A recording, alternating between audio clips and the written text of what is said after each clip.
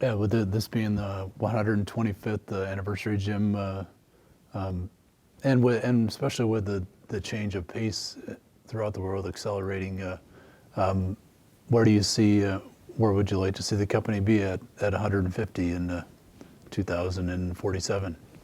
Well, last October we laid out a path to 2050, so that's going to be pretty close to that anniversary.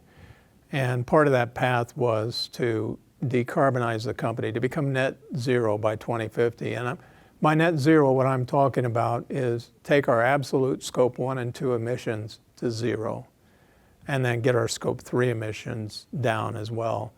And I would say we made fantastic progress. We've outlined projects between now and 2050 that will take our scope 1 and 2 emissions to zero. We earmarked $1 billion a year of capital to be able to do that.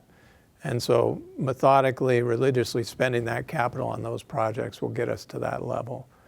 We also want to work with our suppliers. About 800 suppliers will help us get the scope 3 emissions down to zero.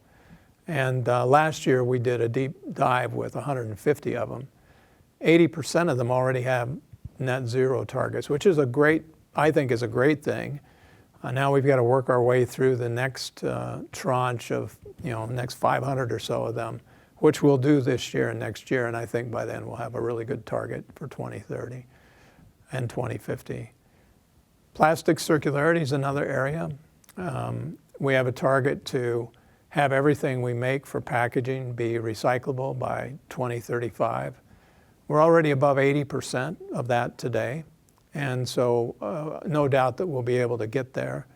And then the other commitment was to take 1 million tons a year of waste out of the environment by creating recycle opportunities. Today, most plastics are mechanically recycled, which means they're relatively clean when they're collected, then they're melted down, and then they're made back into plastic products. But there's a limit to how much of that you can do with recycled material without having to blend it with virgin materials. So we want to look at advanced recycling, which would take those plastics. It might take some plastics that are not as clean, and through pyrolysis or syngas, convert them back into molecular ethylene or feedstock that we can use in an ethylene cracker, and to make virgin materials out of recycled plastics. And so we think for the combination of those two, if we were to take 1 million metric tons a year, and we're about 9% of that whole polyethylene market, if everybody followed suit, we'd be able to address the plastics waste issue in a big way. So we're targeting our investments in plastic circularity, not only on the design end, but on the recycle end. And we're doing some interesting things. Sometimes recycled plastics will go back into packaging. Like if you would go to the store and buy a case of bottled water, you might see it's all wrapped in shrink wrap. Today we have a product that contains 70% post-consumer recycle that's in that shrink wrap that's on the outer wrap. That's a pretty substantial amount, and still has the strength and the quality that you need for that application. We're doing interesting things like with Meijer here in Michigan, where we take recycled, shopping bags, which are recyclable, get people to bring them back to the Meijer stores, and then when Meijer does a project like to repave the parking lot, they recycle those plastic bags into the paving solutions. You've run articles about roads that we've done here in Midland. There's not only a better use for that material, but it makes the roads more resilient. They handle the weather, the winter freezing and thawing and those stresses, and they last longer. So we're taking that around the world to different locations. We've got a project back in my home state in Missouri. We've got projects in Texas. We've got projects all over the United States, all over the world for those kind of areas. It's going into building materials like building blocks. Like think about a concrete block, but instead of a concrete block, think about an aggregate block that has some recycled plastics in it that's lighter and stronger than a concrete block. Or think about a completely plastic block. Both of those are possible today. And so I think that's a big area. And it doesn't stop with plastics, like for packaging materials.